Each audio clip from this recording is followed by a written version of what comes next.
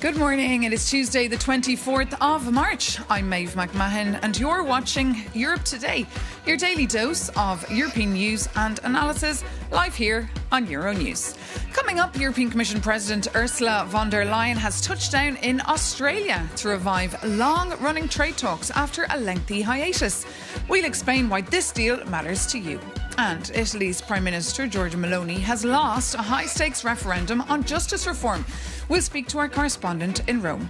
But first, it is day 25 of the US-Israeli war on Iran. In an announcement that thrilled financial markets, US President Donald Trump said that Iran and the US, quote, want to make a deal. And he's pushed his deadline to the end of the week. However, Tehran says claims of these talks are, quote, fake news. This comes as the EU sends millions in aid to Lebanon as clashes continue between Israel and Hezbollah in the south of the country. For the latest, we're joined here in the studio by Euronews' Stefan Kobe. Good morning, Stefan. Good morning, Maeve. So what's going on? I mean, this seems like quite a surprise, was what President Trump has said. Well, surprise is quite an understatement. It was a stunner for all of us professional Trump watchers. So just hours before his own deadline for Iran, he backed down from his threat of potentially devastating airstrikes against Iranian oil installations. And remember, Maeve, on Saturday, he told Iran, if you don't unblock the Strait of Hormuz, I will answer with devastating airstrikes. I will obliterate Iranian oil installations. Then these 48 hours expired yesterday, and instead of bombs, Trump offered an olive branch, saying that he would postpone this deadline by 5 days. And that was the stunner. He was in talks with the Iranian leadership over the end of the conflict. Here's Donald Trump yesterday speaking in Memphis, Tennessee. Take a listen. So we are now having really good discussions. They started last night, a little bit, the night before that. And I think they're very good. They want peace. They've agreed they will not have a nuclear weapon, et cetera, et cetera. Yeah, et cetera, et cetera. This is all very vague, and we don't know anything about contents or even who is talking to whom here. There's only one problem with this, otherwise it would sound too good to be true. The Iranians have denied that there were talks at all. And Trump has said, we're talking since Saturday. They said, no, there were no talks. So what do we make out of this? Now, we know there were at least some contacts through intermediaries, countries like Turkey, Egypt, Oman, and Pakistan, and even the British government, Keir Starmer, yesterday, confirming these talks. He said, we were aware of these talks. But other than that, we know nothing. So very much wait-and-see mode, Stefan Kobe. Thank you so much for that update. Now, several strong explosions and air alert sirens rang out yesterday in Bahrain. That's the first to be heard in the Gulf since the US president said, in fact, that talks to end the war with Iran were underway. For more on the feeling across the region there now, we can cross now to our regional correspondent, Adil Khalim, who's in Doha for us this morning. Thanks so much for joining us. Just tell us, what is the mood like there? And does anyone trust this new deadline of President Donald Trump? Maeve, here in Doha and across the Gulf, people are holding their collective breath this morning. And that's because the 48-hour ultimatum issued by U.S. President Donald Trump to potentially strike Iran's power infrastructure has come and gone. And for now, the worst-case scenario seems to be avoided.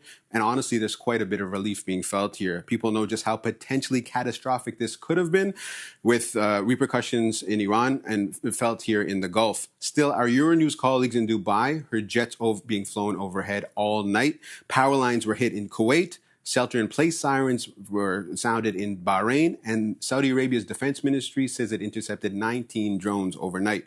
Also, Iranian media reported strikes on 2 energy facilities after the pause was called. So while people are cautiously optimistic, there's clearly deep uncertainty about what comes next. Here in the Gulf, everything is so closely tied to energy and water. So when there's talk of hitting Iran's power infrastructure and Tehran's possible retaliation, people here start to think about real-life consequences, about electricity, desalination, and just daily life.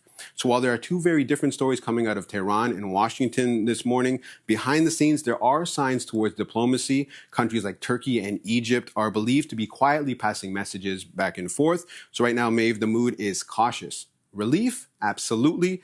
But still a tremendous amount of uncertainty. People here aren't just assuming that things are over, just thankful that it hasn't gotten worse yet. OK, Adil Halim, thank you so much for that live update there from Doha. Now, during their EU summit last week right here in Brussels, European leaders were clear that this was not their war. In a statement, they called for, quote, de-escalation, maximum restraint, the protection of civilians and full respect of international law by all parties. Yuroniews's EU editor Maria Tadeo had the chance to get the view from Israel on this by speaking to the former Israeli Prime Minister, Naftali Bennett. She asked him how he qualified this reaction from European leaders. You know, it's a bit cowardly. We are fighting their war. I'll tell you why. Iran shot 2 missiles to Diego Garcia, which is almost 4,000 kilometers from Iran. That's a range that reaches Brussels, that reaches Madrid, that reaches Paris. And we, in fact, had we not acted, all of Europe would be under a terrible nuclear ballistic missile menace. So we're fighting your war, and we expect not to be, criticized in and on, but we expect your backing. That would be the decent thing to do. But we get it. We have to do the hard job. We're used to it, and we'll do what's right. But let me pick up on that point. So at this point, you'd say the reaction from the Europeans is that they are cowards. Many, not everyone. Some European countries have stepped up to the plate, but many others. Like who? I'm not going to name names. I think you know exactly who. I think any European leader who sort of says, this isn't our problem. So when will it become your problem? When they have a nuclear weapon? When the missile is on its way to Madrid? When it hits Madrid or Barcelona? Is that when you're going to wake up? So we're doing the fighting. We didn't ask you for any help, nothing. All we're doing is fighting against this horrible radical Islamist menace. We're reducing and hopefully eliminating this threat. And instead of thanking us, you're criticizing us. I mean, what's the deal there? Well, since you mentioned Madrid, of course, there's other governments led by the Spanish government that say this war is entirely illegal and, by the way, has destroyed any sort of diplomacy in the Middle East. Is that fair criticism? No, it's just foolish criticism. Spain's leadership has been just abhorrent, I have to say.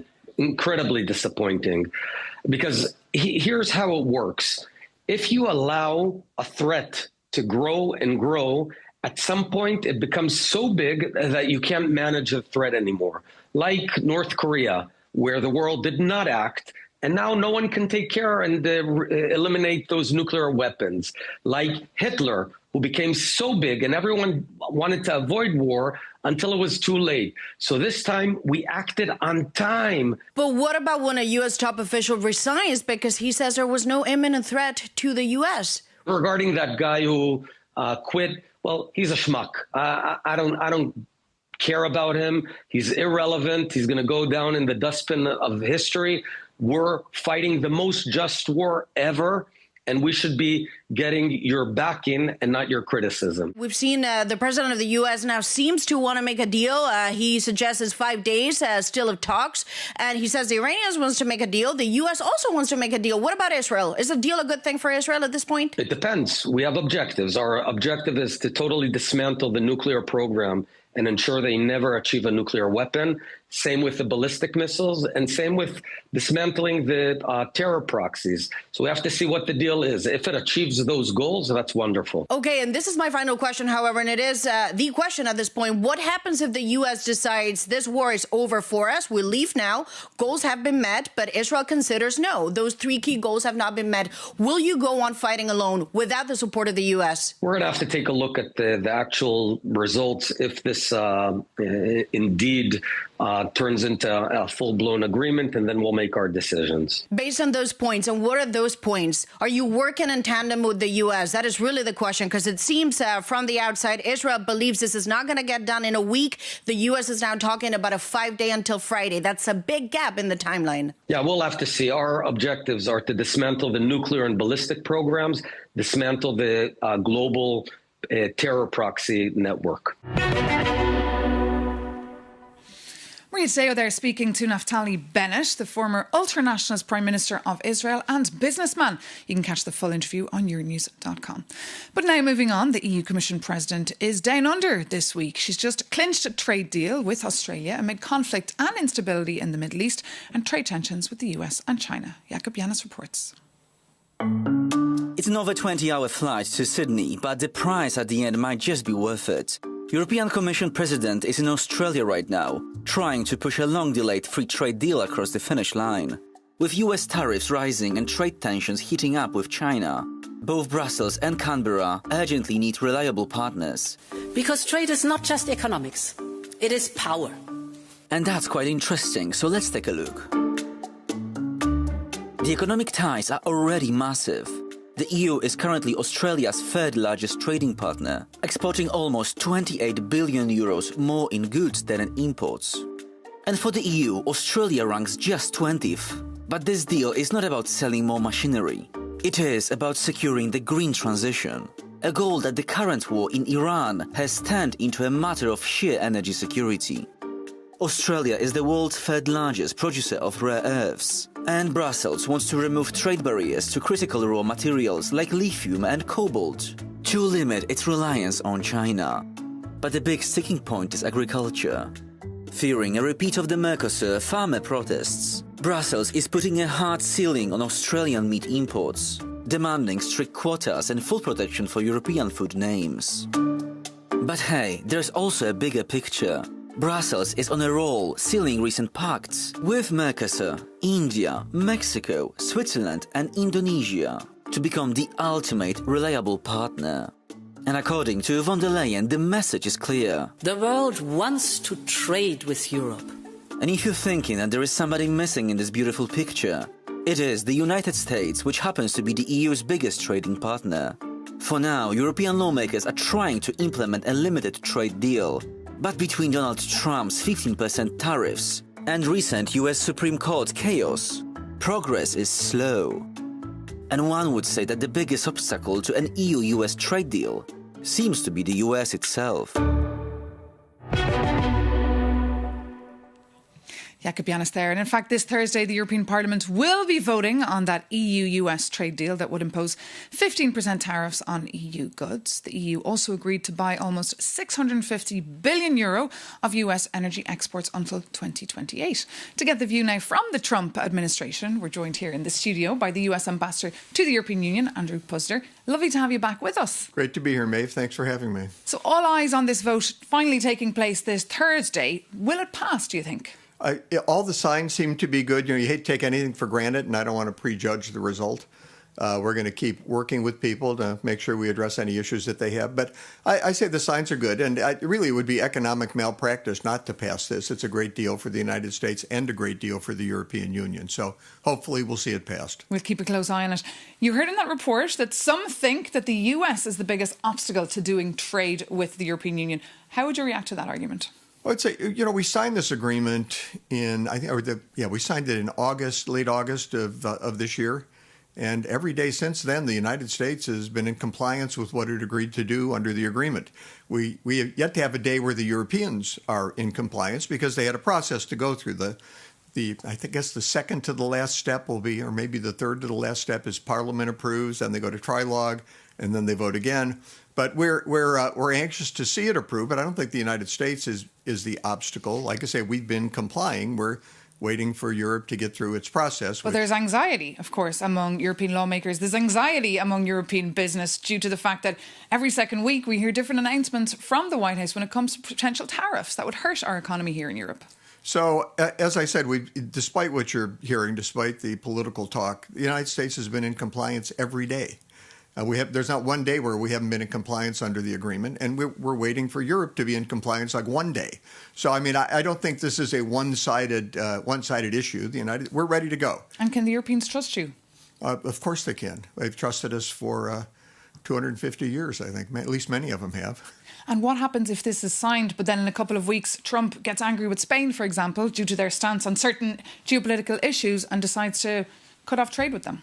Well, if you're saying what happens if somebody breaches the agreement, then I think the parties have to analyze where they are. I don't know that particularly would be a breach. We'd have to wait and see how the agreement comes out. We're still waiting to go through amendments that the Parliament's proposed and whether the Council will accept those amendments, and there'll be a different bill out of the trilogue. And so we're waiting to see what the final bill says. But it's like any other agreement. If one party breaches, the other party reacts.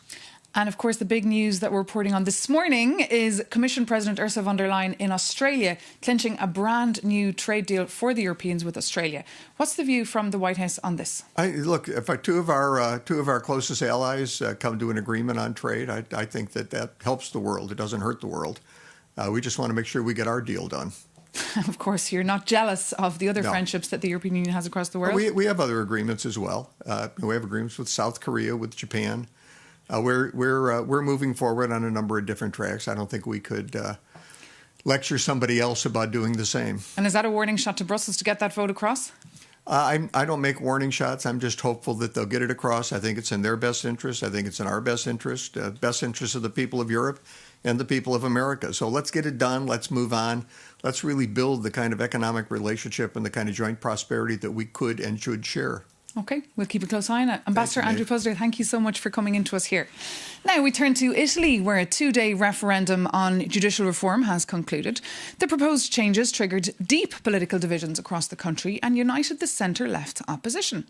The government argued that splitting the career paths of judges and prosecutors was essential to strengthening judicial independence, but critics say it could upset the balance of powers established after the fall of fascism. For more, we can head now to Rome and bring in our correspondent, Georgia Orlandi. Good morning. So the referendum has actually failed. What more can you tell us? Good morning, Maeve. Well, indeed, it looks like the majority of Italians rejected that key judicial reform. This was one of Méloni's main political pledges. The most controversial element of the reform was the proposal to change the way members of this body overseeing judges' careers are selected. So under the proposal, they would have been selected by lottery, move that the critics say undermines merit. And as you mentioned there, undermines the balance of powers, despite the fact that this reform was promoted as a way to limit political influence. Now, 50 million Italians were called to say yes or no to the reform. The no camp won just by a few points. That's not a landslide, but that's enough to block the reform, also considering that no turnout threshold was required. The most interesting aspect of the referendum was the fact that we saw a very high voter turnout, almost 60%, higher than expected, levels seen in 2022 during the general elections that brought Méloni to power, something that makes us think that this was seen as a political test for Méloni and her government. Maeve? Well, this is it. It feels a little bit like a big test for Giorgia Meloni's government. Did she fail it then?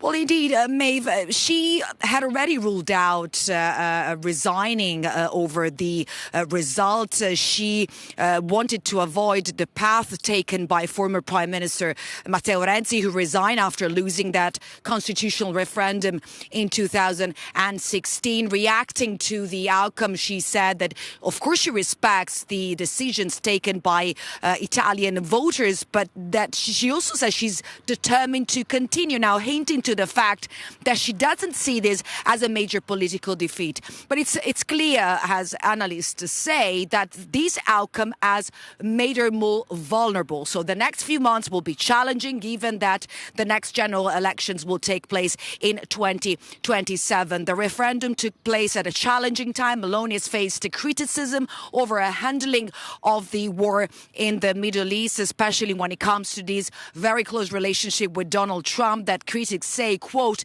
it's very risky for Italy. The main takeaway from this outcome, though, Maeve, is the fact that Méloni will have to review its reform plan and, most importantly, try to strengthen the ruling coalition, unity within that coalition ahead of what looks like a very uncertain political phase. Maeve? OK, Georgia Orlandi, thank you so much for that live update there from Rome. And thank you so much for watching Europe Today. For more on any other stories breaking across Europe today, including the general elections taking place in Denmark, you can always visit Euronews.com. Thank you so much again for tuning in. Take care and see you very soon here on Euronews.